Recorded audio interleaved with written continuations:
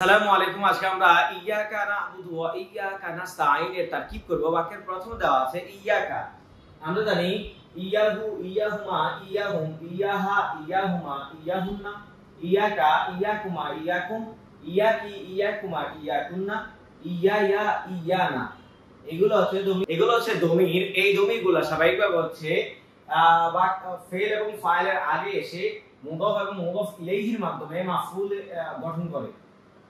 এই শব্দগুলা যেখানেই আসুক না কেন এটা হচ্ছে কি হবে, মাফউলে বিহি হবে। এখন আমরা এখানে না'বুদু পেয়েছি, আমরা না'বুদু হচ্ছে ফেল, আর আমরা জানি এখানে হচ্ছে এর আলামত যেটা আছে সেটা হচ্ছে ফাইল। এখন আমাদের ফেল পেয়েছি আর ফাইল পেয়েছি, আর আমরা জানি স্বাভাবিকভাবে ফেলের পরবর্তীতে অবশ্যই ফাইল আসবে, এর পরবর্তীতে মাফউল আসতে পারে। কিন্তু মাফউলটা অনেক সময় ফেলের আগেও আসতে পারে, আবার ফাইলের আগেও আসতে পারে, কিন্তু ফাইল কখনোই ফেলের আগে আসতে পারবে না। ফেলের পরবর্তীতে অবশ্যই ফাইলের অবস্থান সে মাফউলের মতো আগে পরে আসতে পারবে না। যেহেতু আমাদের এখানে আছে ফেল পেয়েছি, ফাইল পেয়েছি, আর এখানে মাফউলের বিহিটা পেয়েছি, আমরা জানি স্বাভাবিকভাবে ফেল এবং ফাইলের পরবর্তীতে হচ্ছে মাফউলের অবস্থান, কিন্তু এখানে মাফউলটা আগে চলে আসছে, এই জন্য এটাকে বলা হবে মুকাদ্দাম, মাফউলের মুকাদ্দাম।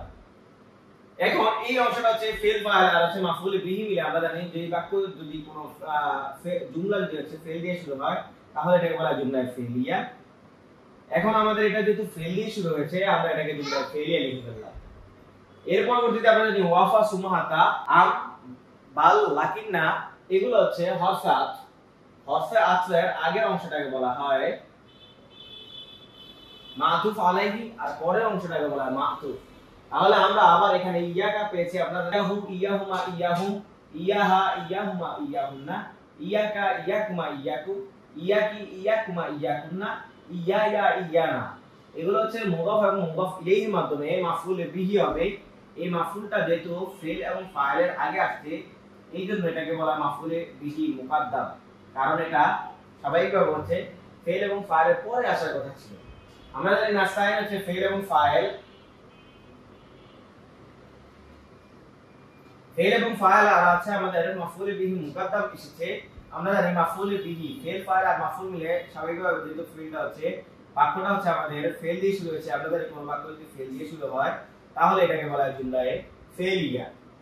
এখন আমরা এখানে পেয়েছি হরফে আত, আমরা জানি হরফে আতের এই আগের অংশটা হচ্ছে জুমলায়ে ফেলিয়া, পরের অংশটা হচ্ছে জুমলায়ে ফেলিয়া, কিন্তু আমরা জানি হরফে আতের আগের অংশটাকে বলা হয় মাতুফ আলাইহি। যেহেতু এখানে জুমলায়ে ফেলিয়া দেওয়া আছে এই ফেলিয়াটা হয়ে যাবে আমাদের মাতুফ আলাইহি, আর এখানে জুমলায়ে ফেলিয়া দেওয়া আছে হরফে আতের এই অংশটা হচ্ছে মাতুফ হয়ে যাবে।